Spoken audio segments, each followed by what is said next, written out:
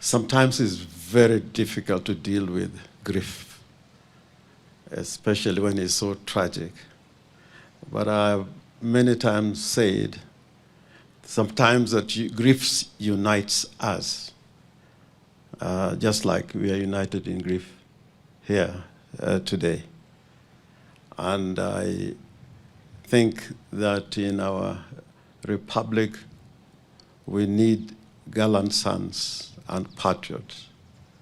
And many of us agree that General Ogolla was a patriot and was a gallant soldier, as the Archbishop has said.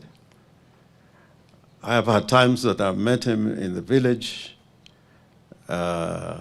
even in funerals, but you would not think that he was a general. He'll just be one of the people in the village. I hope that in grieving the General Ogolla, we would appreciate patriotism and being Kenyans, just like we are united in grief today. I hope that a lot of what he desired, like he was to have a function in Siaya, in Alego, that many of you who spoke to him and knew his desires for the people, that you remember what he desires for the people of Kenya and for Siaya.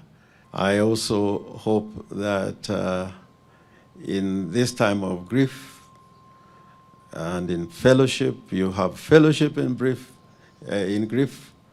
we can grow stronger in faith and make sure that Kenya becomes a better country that we all desire and want to live in, knowing that Kenya is bigger than all of us.